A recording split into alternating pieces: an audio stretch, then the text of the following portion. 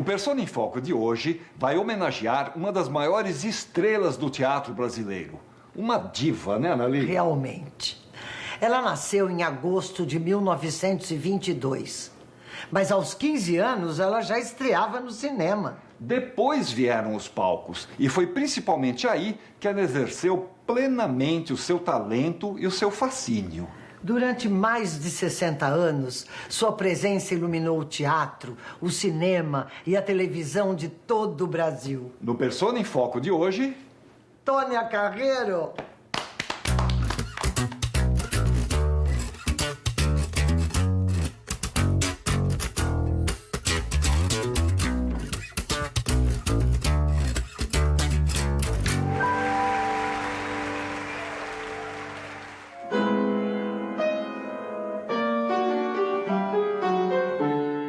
É uma figura humana, geralmente um busto, né? Que é utilizado, às vezes de perfil, às vezes até mesmo de frente, utilizado em moedas ou medalhas, né? Antigamente representava sempre o imperador, ou sempre o rei, sempre o monarca. E a partir do advento da República, até mesmo no Brasil, foi utilizado para personagens ilustres, né?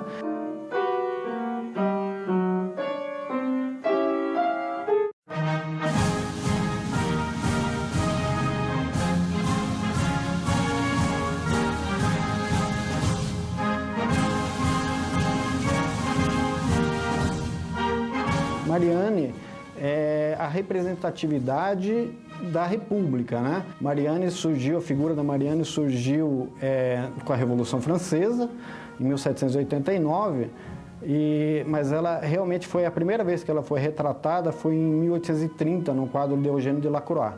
A partir daí foram utilizadas várias mulheres para retratar, para representar a Mariane, a figura da República.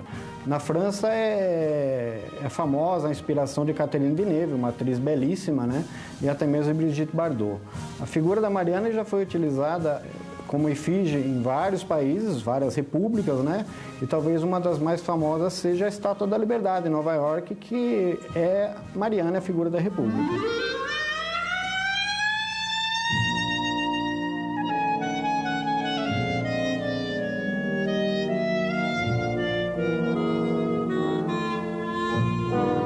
Em 1965, aqui no Brasil, foi lançada uma moeda com uma efígie muito bonita. Ela foi lançada numa moeda de 50 cruzeiros, em 1965, uma moeda bem pequenininha.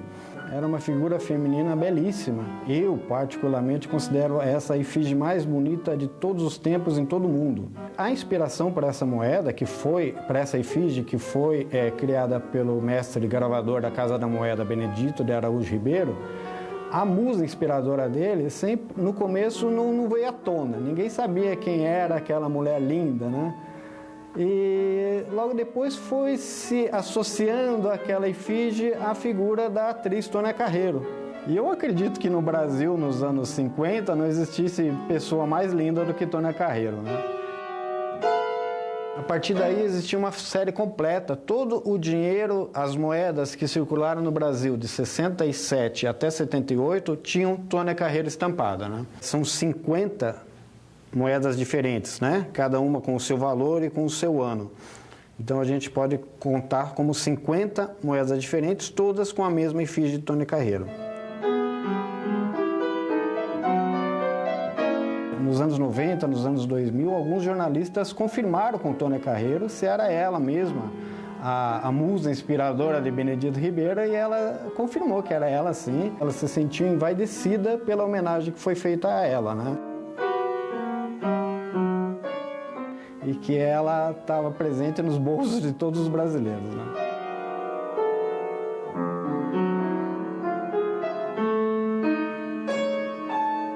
A gente vai lhe presentear com uma moeda da Tônia Carreiro. É uma moeda muito valorizada. E agora você vai ter a tua Tônia Carreiro. É a minha Tônia Carreiro. Muito obrigado. Obrigado a você.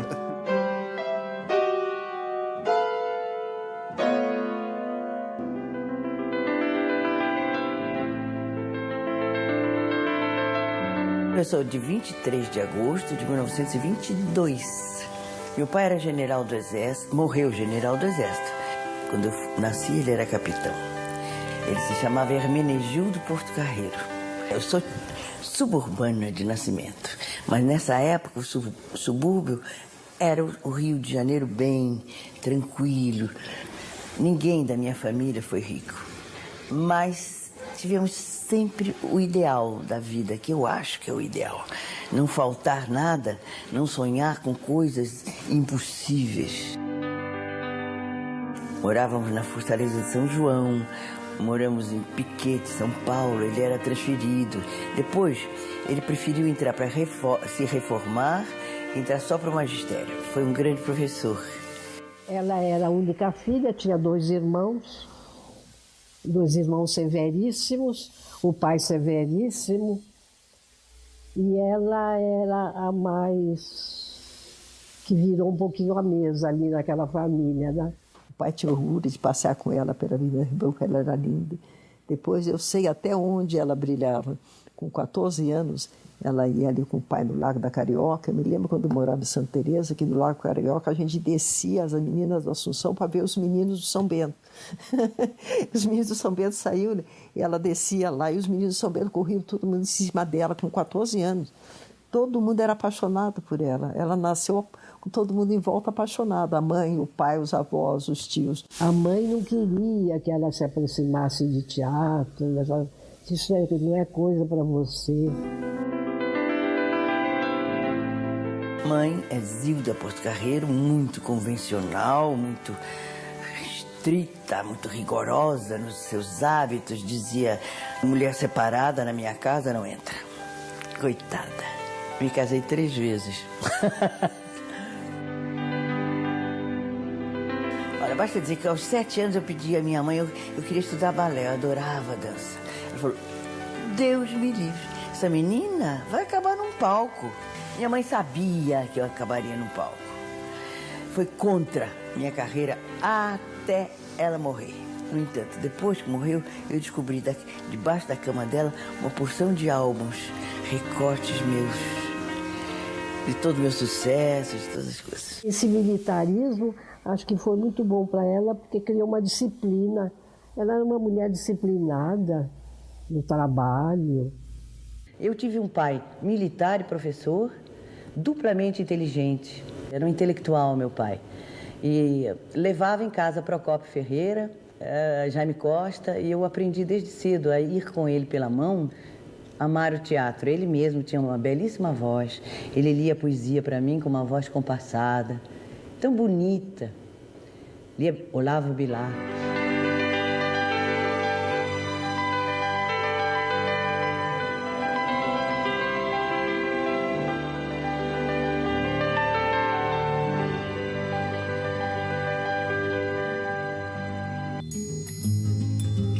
Carlos Arthur Thierry.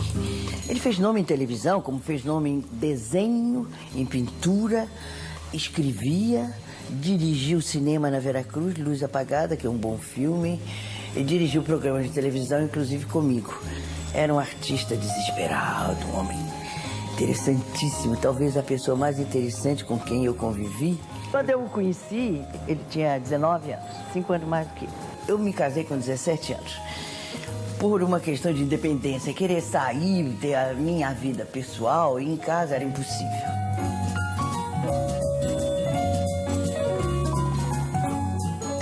Ela era muito inteligente, ela via ao redor dela. Ela foi muito amiga de Aníbal Machado. Aníbal Machado prezava muito ela. Acho que via o outro lado dela, que naquela época as pessoas não adivinhavam que existisse, né? Estava descobrindo o mundo, estava tendo o relacionamento com intelectuais pela primeira vez, conhecendo de perto poetas, cantores, cronistas, pessoas importantes, escultores, pintores, entraram na minha vida para me mostrar a importância do ser humano. E me deram para ler.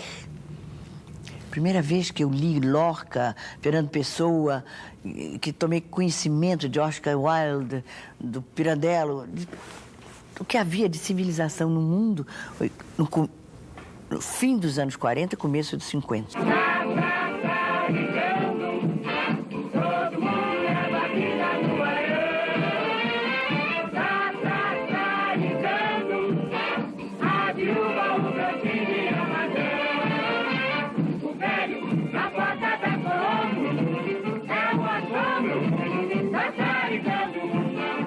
me lembro que eu estava na porta da Colombo, andando. Na porta da Colombo estava um amigo do meu pai, Saraiva se chamava. Vem cá, seu pai me disse que você gostaria de fazer cinema. Tem um amigo, Alípio Ramos se chamava, que está procurando moças para fazerem meninas de colégio. Você aceita? Eu digo, aceito. Cheguei em casa e disse assim, eu vou participar de um filme. Não tem palavras. Entra muda, sai calada. Eu participei de um figurante de um filme que tinha Anselmo Duarte e Madeleine Rosé, se chamava Querida Susana. Anselmo foi um galã, um grande galã. Eu o conheci aí. Eu andava de bicicleta, fazia as aulas, saía correndo e acabou. Já me batizaram Antônia Carreiro. Eu comecei com Nissete Bruno também. Nissete também fazia parte dessa gente toda, que eram alunas, Nissete mais jovem mesmo. Aí eu fui para Paris. Sous le ciel de Paris s'envole une chanson. Elle est née d'aujourd'hui dans le cœur d'un garçon. E ele cismou de estudar pintura em Paris. Tinha fascinação por Paris. E apesar do Cécio ter só 3 anos, lá fui eu. Deixei com minha mãe e uma babá maravilhosa que criou a mim, depois ao Cécio, os filhos do Cécio.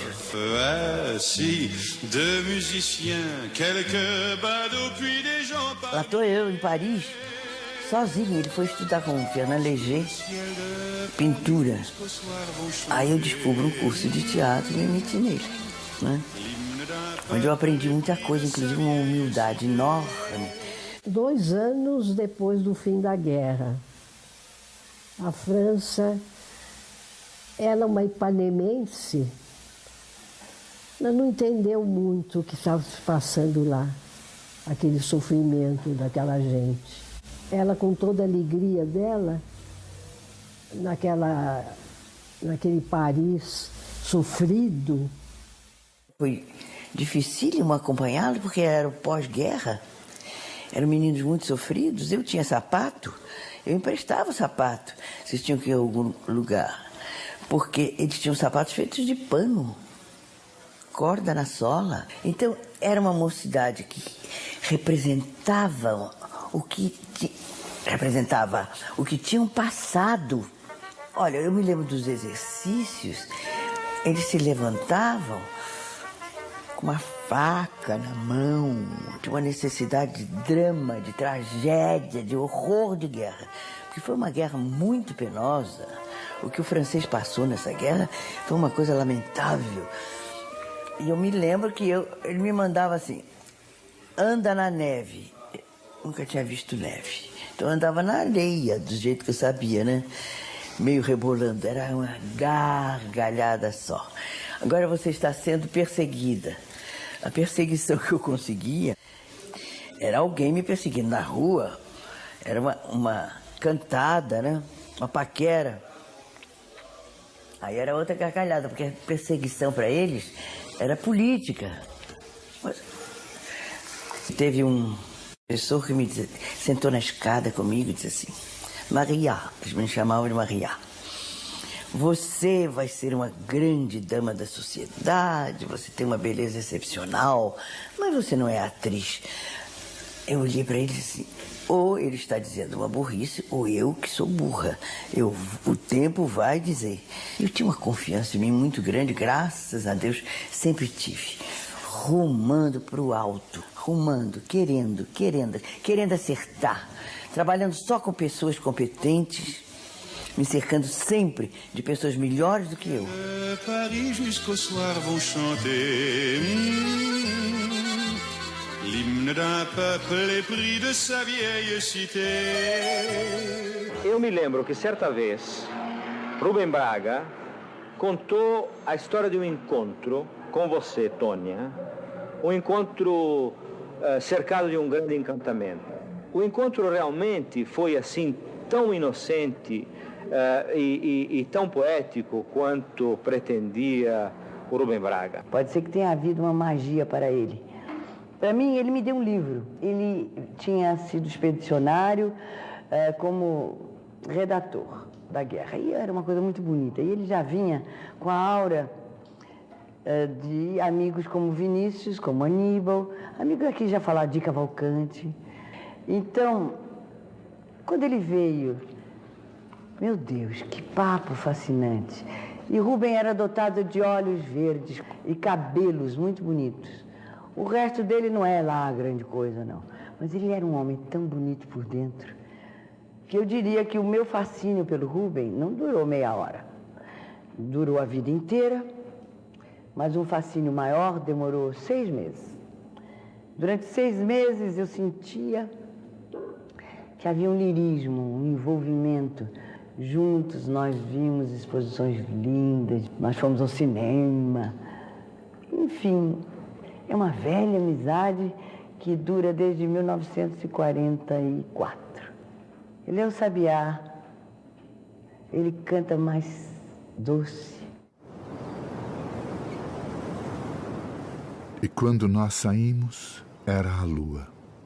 Era o vento caído e o mar sereno. Azul e cinza azul anoitecendo, a tarde ruiva das amendoeiras.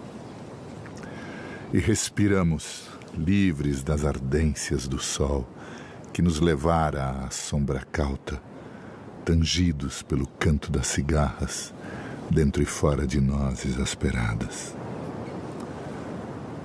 Andamos em silêncio pela praia.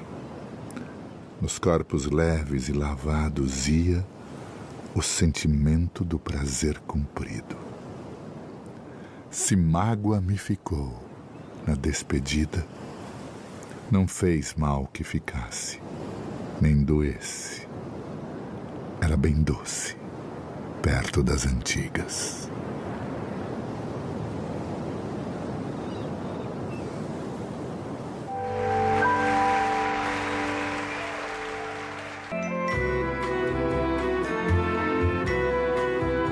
A beleza só ajuda. Em todas as circunstâncias, a beleza abre as portas. Agora, desenvolver o talento, como eu tive a oportunidade de desenvolver numa época que éramos poucas, que tínhamos coragem de fazer, com licença, você é atriz. A mãe contra, o pai não diz nada, o marido acaba com o casamento. É muito difícil você continuar na vida artística quando tem tudo contra. Tônia tinha chegado de Paris, tinha feito um curso de teatro com o Jean-Louis Barrault e estava louca para fazer teatro. Tinha se oferecido para fazer um teste em todas as companhias profissionais do Rio possíveis naquele tempo. Eu vim de Paris em 47, determinada a fazer teatro. E eu, com muita humildade, eu queria começar por um pequeno papel. E para o Anjo Negro, então, eu me apresentei para fazer a filha de Maria de la Costa. E Ziembinski olhou para mim e falou: esta mulher no teatro nunca. Aí eu pedi para fazer uma das mulheres do coro que ficava com aquele pano negro na cabeça. E novamente foi recusado. Tão pouco que se fala, mas justamente você é bonita demais para entrar com pano na cabeça. Quer dizer, eu era exuberante demais para fazer uma filha. E quando eu quis acabar com a minha exuberância, também fui rejeitada. Voltei tentando fazer teatro quando o Rubem Braga, que era meu amigo, encontrou com o Fernando de Barros. Ele disse: essa moça, Mariinha Thierry, ela quer tanto fazer cinema, você vai fazer um filme com Maria de la Costa, veja se arranja para ela um papel. E ele me arranjou, me chamou. Eu devo muito a Fernando de Barros. Ele me chamou para fazer a irmã da Maria de la Costa, Caminhos do Sul. Eu fui para o Rio Grande do Sul e Uruguaiana.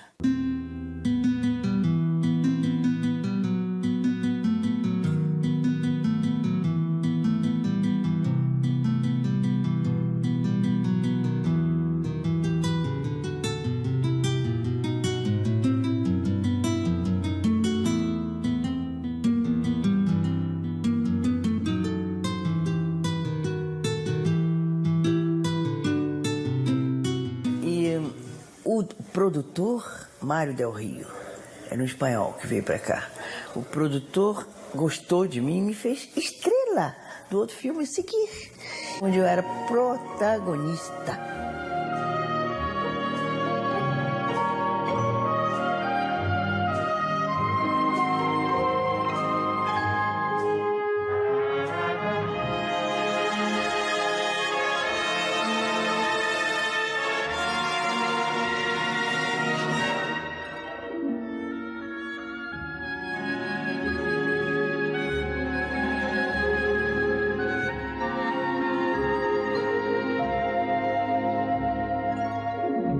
O primeiro filme que eu fiz, eu literalmente comprei todas as roupinhas. O maiô, quer dizer, eu ainda tirei dinheiro do tirê, porque eu não trabalhava, e botei lá. No segundo, eu consertei meus dentes, que não eram bonitos. Isso tudo aqui eu botei direitinho, quer dizer, depois mudou, melhorou ainda. Para fazer o segundo filme. Então, o dinheiro que eu ganhei, eu gastei, pedi adiantado, eu gastei no dentista para sorrir. Ela chegou à conclusão de que para fazer teatro no Brasil ela teria que montar uma companhia dela. Então, esse capricho de mulher que foi eu ter uma companhia minha, cada um entrou com 20 contos de réis e fizemos uma companhia. Eu conheci Tônia quando eu fui com um grupo de amadores daqui, do Abílio Pereira de Almeida, grupo de teatro experimental, em 1949. Fui inaugurar o Teatro Copacabana no Rio de Janeiro, uma das muitas reformas do Teatro Copacabana. Foi justamente aí, em meados de 49, ele apareceu com Abílio Pereira de Almeida, que era um homem de teatro muito competente, um grande autor. E ele veio encabeçando um elenco com algumas peças. Pif Paf, A Mulher do Próximo, eram peças dele. E A Margem da Vida. Apareceu uma figura envolta numa nuvem azul de um fumo que ele soltava e da fumaça, a fumaça se fazia azul, ele estava vestido de homem do mar, homem que se faz ao mar, com uma japona e um cap. E envolto naquela luz azul, falando um texto de Glass Menagerie, A Margem da Vida, do Tennessee Williams. Ele era o Tom, o que escapa e que fica eternamente sentindo a mão da irmã. Laura, põe a mão no meu ombro. E eu me lembro disso e fico muito emocionada, porque ele era um advogado e eu vi um ser na minha frente. Eu chegava de Paris, eu tinha visto muito teatro lá fora. E eu vi um ser na minha frente, absolutamente iluminado, pronto. E eu disse, é este que vai trabalhar comigo e mais ninguém. Eu me apaixonei literalmente, em todos os sentidos do termo. Pela voz, pelo comportamento cênico, eu digo, bom, é assim que eu quero ser. Esse que é ator, e eu quero esse para trabalhar comigo. Dezembro de 1949, o ator Paulo Otran, trabalhando para a empresária Tônia Carreiro e o empresário Fernando de Barros, que se uniram para montar uma pequena companhia Fernando de Barros, que cada um entrou com 20 mil cruzeiros e dava dinheiro para fazer a montagem inteira, 40 mil cruzeiros, pagamos tudo. O ator Paulo Otran entrou ganhando 11 mil cruzeiros. E vocês vejam como eu não me enganei, ele valia mais, só que nós não tínhamos mais. Nem ninguém ousaria pedir mais. E ele foi abençoado por Deus desde que pisou no palco.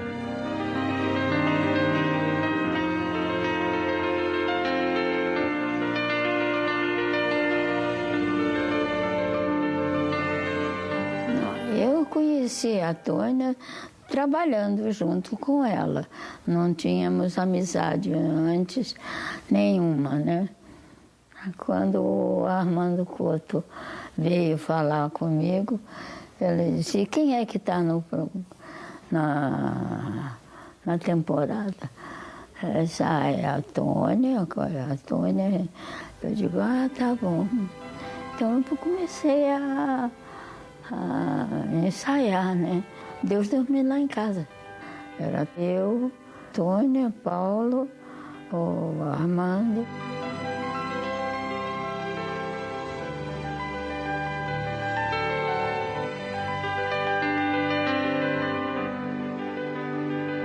Era toda noite, sucesso, sucesso, sucesso.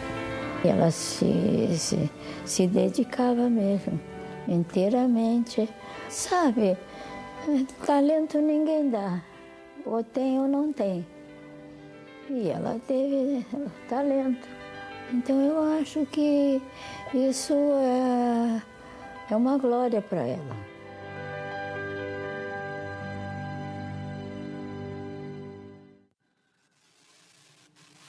Júpiter! Sim, sou o Júpiter. Levanta-te, Alcmena. Senhor, meu Deus, deixa-me adorar. Levante-se, Alcmena, deixe de bobagem. Há poucas mulheres. Cabe a glória de receber um Deus sob seu teto. Quem vai acreditar que um Deus dormiu na minha casa se eu disser que nada aconteceu entre nós? Alcmena, eu daria tudo para ser anfitrião. Seja bobo, você já não é. Você não tem os mesmos traços, os mesmos gestos do meu marido? Alcmena. Vem, Júpiter. Eu farei com que te sintas tal qual anfitrião. Vem. Teu marido, Alcmena? Deixa o meu marido, coitado. Pobre Júpiter. Tão humilde, né? Trêmulo como um pássaro preso. Mas que castigo, Júpiter. É pior que o de Prometeu, esse. De ficar acorrentado da eternidade. E por isso desprezar o momento que passa. O breve momento que os mortais têm pro amor. Alcmena, eu sou anfitrião. Tu és anfitrião, Júpiter. Alcmena, se soubesses o quanto eu te amo. Ouvir isso de um Deus. Vem, Júpiter, como queres amar-me? Como chuva de ouro, como foi com Danae, ou como um cisne, como foi com Leda? Como um touro? Como um homem, Alcmena. Quero amar-te como um homem.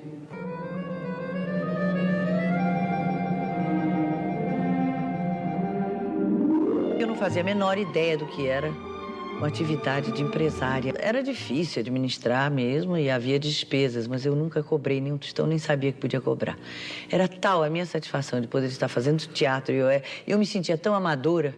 E a gente pagava tão alto ao Paulo e havia também o cenário do Tirrei, o que ele havia posto e o que o Fernando havia posto, que em 3 ou 4 meses eu acredito que não sobrasse nada para mim, imediatamente a gente ia montar outra coisa com o que sobrava. E o meu interesse era o investimento. E quando fiz teatro, eu era uma amadora total e não cobrei nada. Eu era empresário, não cobrei. E, de repente, eu disse assim, meu Deus, mas vem tanta gente me ver. Olha, Fernando, quando a gente for para São Paulo, eu também quero 11 mil. Ele falou, pois não. Então eu já podia estar ganhando e não sabia. É uma loucura essa fase da minha vida de naivete. Ingenuidade mesmo. Agora, depois, sabem quem eu convidei para me dirigir? O meu primeiro diretor, depois de Silveira Sampaio, Ziembinski. Ele era o grande mestre, ele sabia tudo.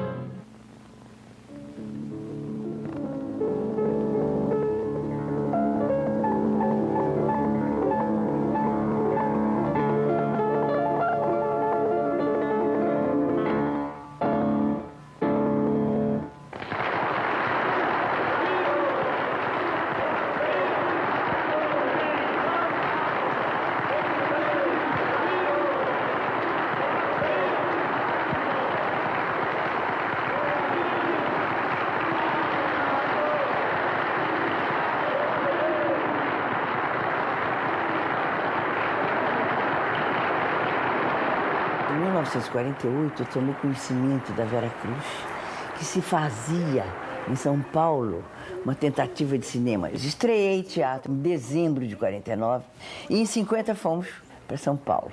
E o plano era esse, montar 4 peças no Rio e depois trazer as 4 peças para São Paulo. Fomos contratados por São Paulo, para o Teatro de Cultura Artística, em 50. Ficamos lá numa temporada vitoriosíssima, já conhecidos, muito conhecidos do Brasil, através desse teatro, né? Porque saíamos tanto em revistas, éramos tão bonitos e se falava tão bem de nós. A companhia da Tônia se desfez aqui em São Paulo, quando fomos contratados pelo TBC. Naquela época estava começando a surgir a companhia Veracruz, ainda não tinha iniciado suas atividades. E nós não sabíamos que na cabeça do Franco Zampari ele tinha decidido que eu iria fazer teatro e que a Tônia iria fazer só cinema. Escreva. Eu dito. Como foi que você entrou para o cinema? Ah, por vocação. Meu pai era fotógrafo. Faz muito tempo?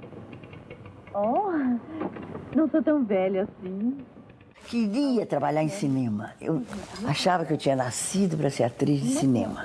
E a entrada dela para o TBC foi atrasada porque ela foi fazer vários filmes na Veracruz. Ela levou uns 2 anos fazendo só cinema na Veracruz. Não sente a paixão que se revela com a seu amor, comigo.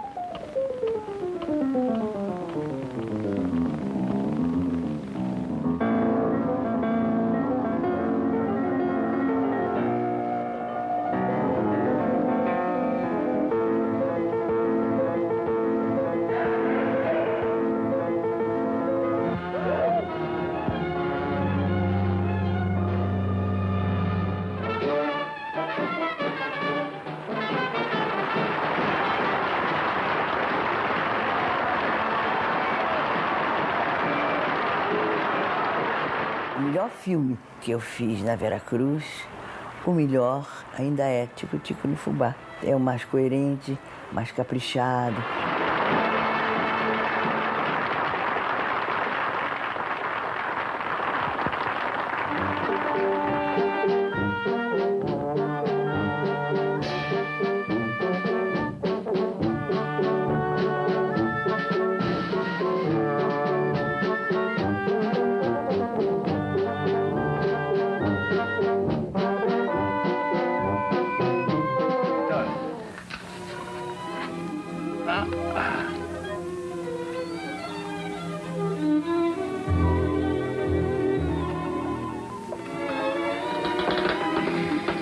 Esta é Branca, minha sobrinha.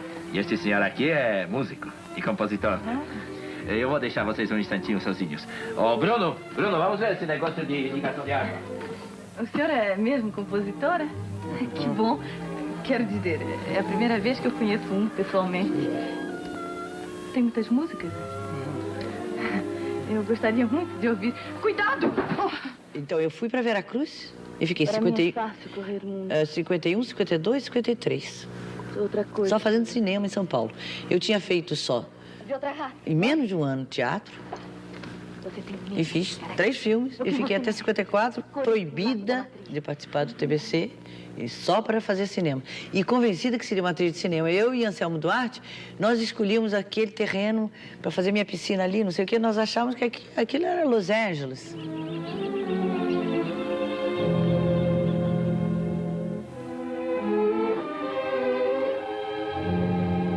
Na nossa cabeça, aquilo ia crescer como uma cidade de cinema, né? Ia ser Hollywood daqui. São Bernardo do Campo. É o ABC hoje. De qualquer maneira, aquilo estava programado para ser uma grande indústria brasileira, aquele local. Então, eu fiquei presa, totalmente presa e louca pelo que estava fazendo, empenhadíssima com o cinema até 54. Perdão, senhorita. June Lindsay, não é? Je ne comprends pas, monsieur.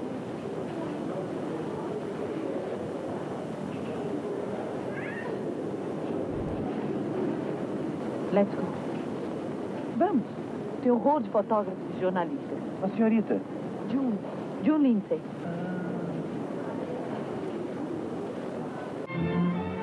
Há 3 coisas no mundo que eu não suporto: crianças, cachorros e jornalistas. Crianças, Choram, cachorros latem, e jornalistas. entrevistam.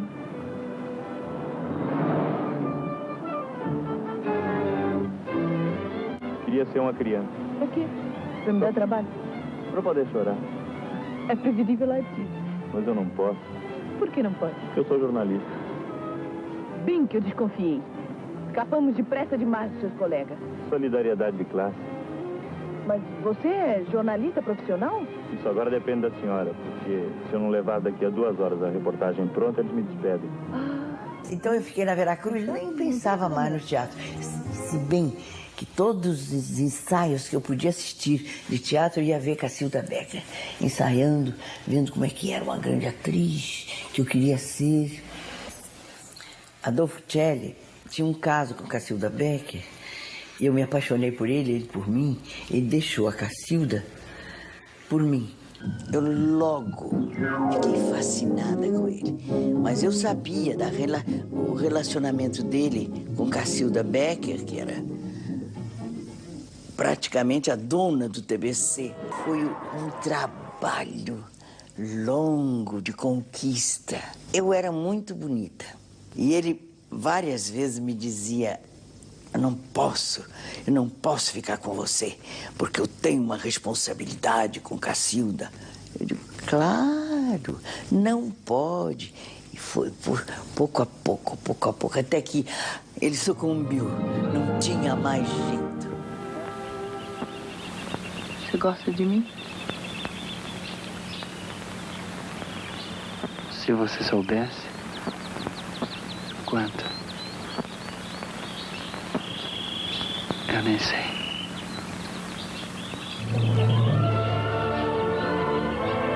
O Celli foi muito importante. Ele tinha 26 anos quando chegou aqui. Era da idade das pessoas, dos intérpretes, né, ali. Ele disse: você tem que ousar. Não fique explorando a sua beleza ou os seus encantos, mas assim, vamos mais nos aprofundar nisso. E Tônia, nas mãos do Celli, se transformou numa atriz muito boa, das melhores atrizes brasileiras também. Eu fiquei casada com o Celli mais de 10 anos. Foi meu mestre, meu professor, pessoa importantíssima na minha vida. Eu nunca me apaixonei tanto por alguém como me apaixonei por Adolfo Celli. Foi um ator excepcional, um diretor que nos ensinou tudo. Nos pegou pela mão e nos fez entender o que era teatro. Então, depois que ele morreu, já tinha separado de mim há muito tempo, eu encontrei Cacilda, conversamos muito. Eu disse: Cacilda, tudo quanto eu queria quando eu fiquei com o Celli era ser você. Eu queria ser boa como ela foi, séria, competente, capaz. Eu fiz esses 3 filmes e quando nós nos preparávamos para fazer um filme de Ana Terra, de Érico Veríssimo, Celli ia fazer comigo. A Veracruz faliu.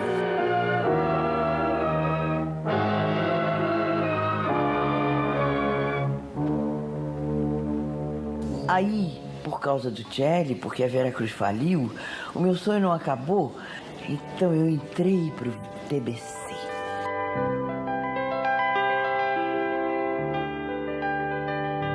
Quando eu fui para o TBC, foi Uma Certa Cabana, A Mulher do Outro Mundo, Negócios de Estado, a Cândida do Bernardo Shaw.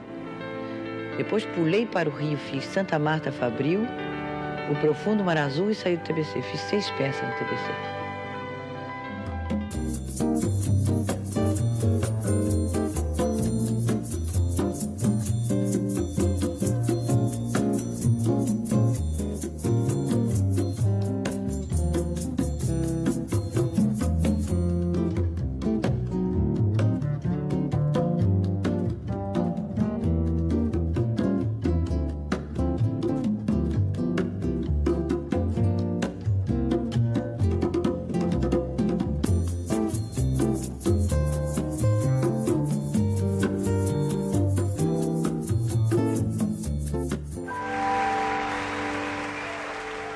Eu acho que todo movimento de teatro tem um tempo de vida.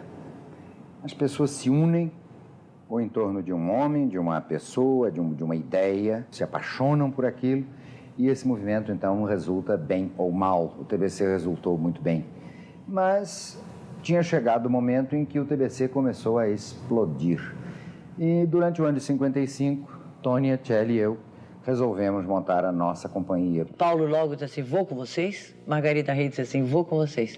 E éramos os grandes elementos os quatro.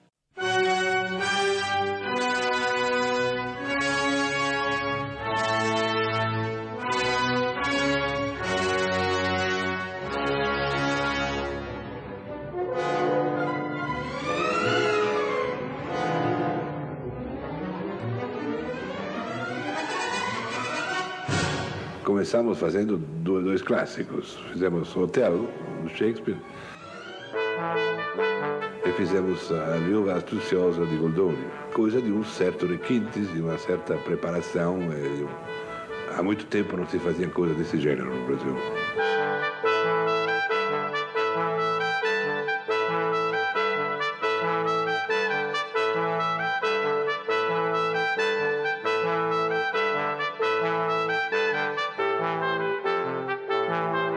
Celli sempre foi um coração aberto, uma pessoa muito franca e generosa. Sempre dividiu todo o seu saber, a sua consciência das coisas, com muito rigor e exigência, com todos os seus atores. E comigo também. Ele foi o meu mestre, o meu verdadeiro iniciador de teatro. Eu dei a mão a ele, caminhei com ele e aprendi com ele. Líder absoluto e total. Mas eu diria a você que a espinha dorsal da companhia era a Tônia Carreiro, porque de nós três ela que tinha a maior capacidade de trabalho, a mais ativa, a mais entusiasmada, a mais decidida. Eu e Celli íamos um pouco a reboque de Tônia Carreiro, essa que é a verdade. Nós dois devemos muito a ela.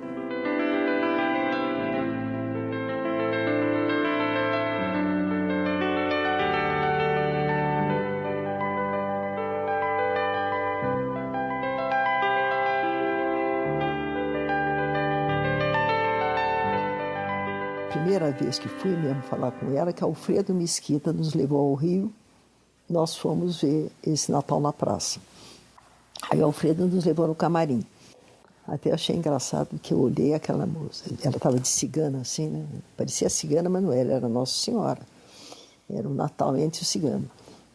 E eu fiquei estarrecida, né? Porque realmente tinha um olhar, e ela muito delicada, não sei o quê. Depois chegou e disse, que belezinha. E fez assim, até hoje, que ela me fez belezinha. Eu falei, meu Deus do céu. Ela era uma maravilha. E todo mundo, ela era carinhosa. Se você chegasse perto, dizia, oh, meu bem. Sabe? Era uma coisa inato nela, doce. Era o tempo todo doce, corajosa, alegre, feliz. Ninguém lembra de uma palavra dura da Tênia.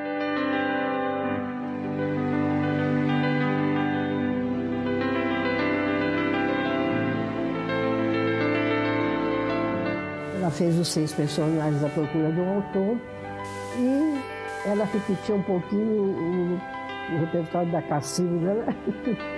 Mas com muito amor, inclusive. Eu queria conquistar tudo que pertencia a Cacilda.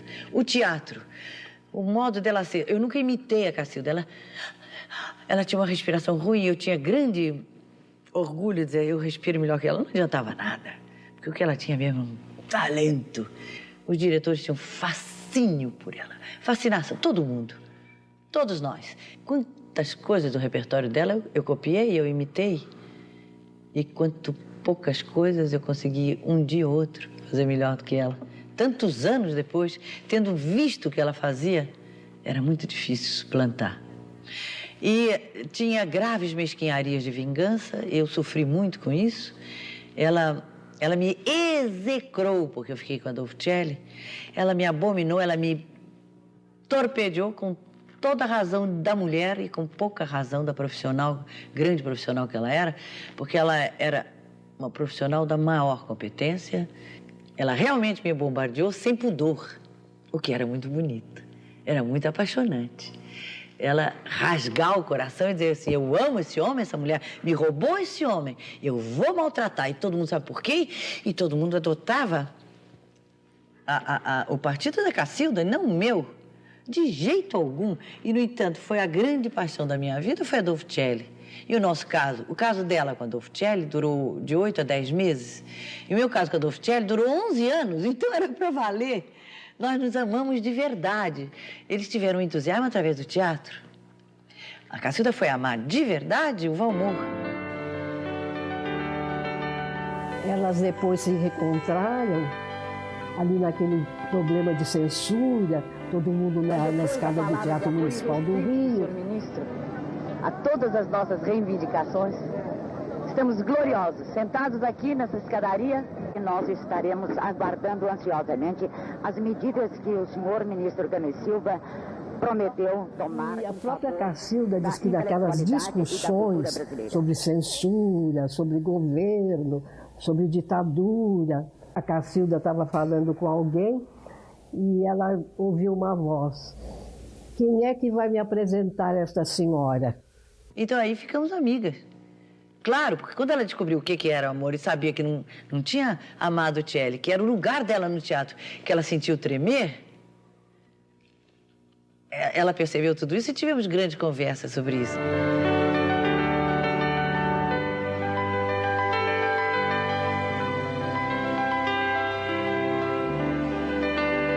A descoberta do Celli e do Autran, delas juntos, foi um trio que transformou muito o teatro, em qualidade, inclusive, porque o Celli era um grande intelectual. Ele baseava cada programa dele, ele fazia um programa por ano. Ele levou todo aquele programa, ele cumpriu mesmo, às vezes, passando dificuldades. Mas ela conseguia trabalhar feito uma louca, ela é uma trabalhadora. Teatro para ela, sem teatro, não teria vivido. Ela se encontrou no teatro. A gente associava muito ela à beleza, mas não era só isso, não. Eu acho que ela foi se construindo. E também o repertório foi crescendo. Ela chegou até o quarteto.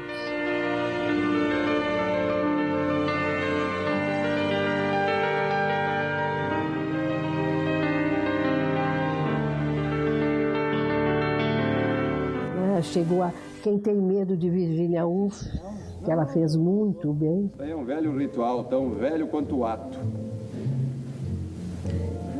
Eu gosto do jeito que você mexe. Eu também gosto muito do jeito que você mexe. Eles gostam do jeito que eles se mexem. É bom isso, né? Estou muito espantada de Jorge não ter te dado a versão dele. Eles não são uma gracinha. Pois não deu. É surpreendente. Por quê? Ele nunca deixa de falar. Basta ter uma oportunidade. E, no entanto, você vê... É uma história tão triste. Qualidades horríveis você tem, hein, querida Marta? É mesmo? Você ia ter vontade de chorar. Qualidades nojentas. Triste assim? Cuidado, não dá corda a ela. Me dá a corda. Eu tô te avisando, não atiça ela. Ele tá avisando, hein? Não me atiça. Eu ouvi o que ele disse. Conta mais. A princípio, se dissesse, é uma pessoa leviana, uma engraçadinha, né? No sentido de ter uma graça, mas não era, não. Ela foi se construindo, como eu te disse, e chegou a Navalha na Carne, que ela fez muito bem.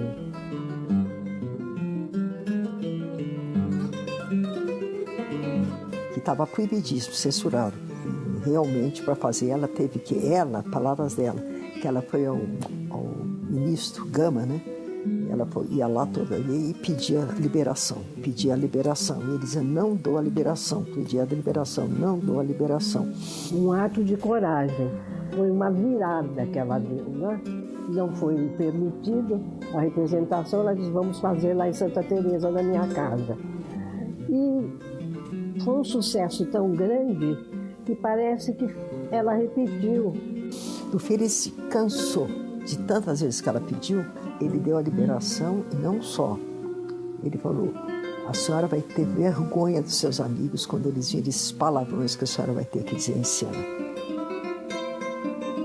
Aí ela, não sei se foi nessa hora, depois ela respondeu, é muito necessário, é uma chaga social que nós estamos mostrando E o artista tem que ter liberdade para criar, e ele criou um assunto que só podia ser falado dessa maneira. E foi uma maravilha. Né? Cércio disse para mim, mãe, essa peça que você devia fazer, faz. Primeira vez que eu fazia uma coisa, sem menor charme, nem glamour, nada. Por que se Dostoiévski, sei lá, todos os russos e mais um vídeo, Zola, mostrar essa miséria que existe, e puderam falar e se expressar? E por que aqui iam proibir o Plínio Marcos de expressar aquilo que existe, que na linguagem daqueles que falam isso?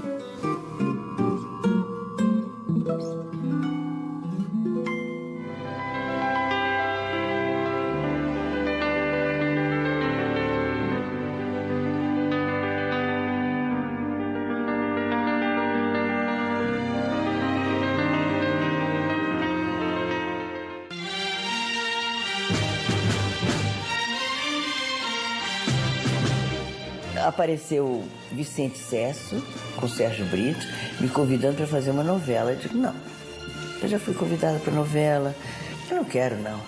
Aí me deram o elenco era a Fernanda Montenegro, o Sérgio Brito. Eu digo, bom, se é bom para essa gente toda, por que não é bom para mim? E eu fui fazer pela primeira vez uma novela na Excelsior, Sangue do Meu Sangue, foi uma coisa que me deu prêmio meu Roquete. Então? Já estamos a sós. De que se trata?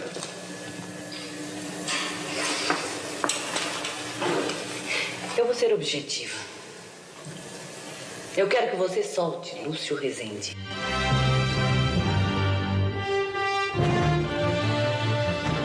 E decidi agora, minha carreira vai ser televisão. E fui convidada pela Globo e aceitei. Foi Pigmalion 70. Eu fiquei na Globo contratada por 3, 4 novelas, para chegar à conclusão de que era muito agradável ficar fazendo porcaria. Então eu voltei a fazer teatro com meu filho aí. Começamos a fazer uma coisa ou outra. A televisão me chama para uma novela de Gilberto Braga. Foi a melhor coisa que eu fiz. É claro que eu tô furiosa com você, parece criança. Agora, pertinho da festa do seu aniversário. Ô, bebezão, você não sabia que eu tô organizando a festa mais bonita da cidade pra você? Estela foi meu melhor papel. E agora o homenageado vai... Estela foi alguma coisa que eu interpretei com o mesmo interesse que eu fiz filme e teatro. Tá sabendo? Você sabe do que mais? Eu tô sem paciência com você, não vou ficar aqui dentro fazendo companhia, coisa nenhuma. Vamos embora. Adeus. Adeus, meu jardim tão lindo, frágil.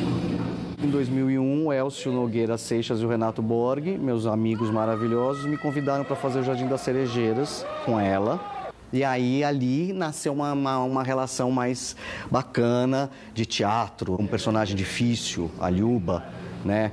Uma personagem que sofria muito, uma personagem dolorosa, que toda atriz é um desafio. Foi um ano de experiência com ela. Ali eu conheci a atriz de teatro, conheci a força que ela tinha como atriz, o compromisso com o teatro, a inteligência, o bom humor, as noitadas, os vinhos, os papos.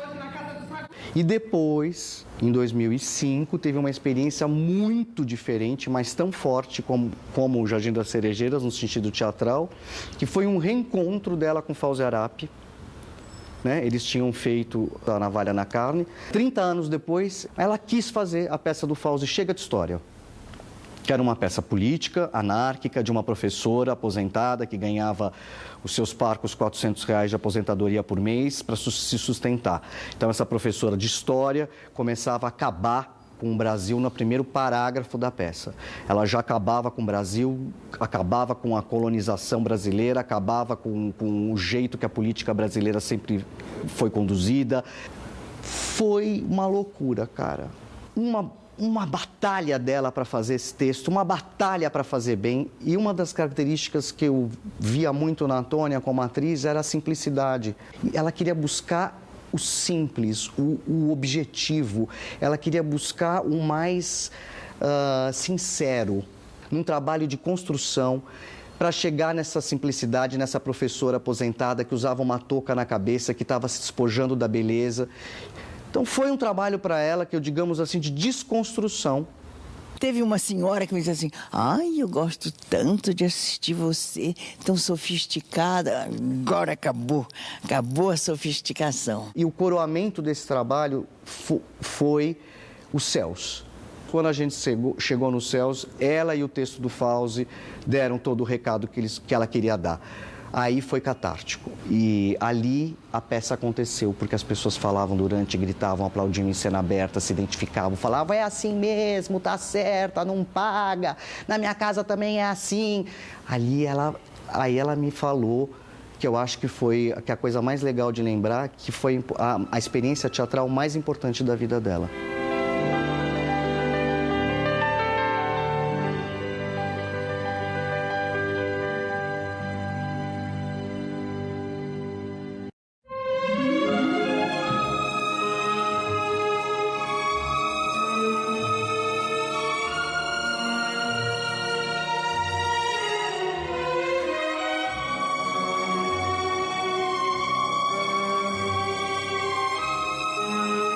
Eu acho que realmente os meus personagens que me ajudaram a viver. Eu tinha um sonho de menina de fazer cinema fora do Brasil, sobretudo Hollywood. Que deslumbramento que era. E eu troquei isso por uma coisa mais vital. Eu gosto muito de sair de mim para fazer outra pessoa, outro personagem. Eu que casei 3 vezes, mais do que acertar com o marido, o que eu gostei mesmo foi de acertar com as minhas personagens. Eu acho que eu vivo mais intensamente quando eu estou no palco.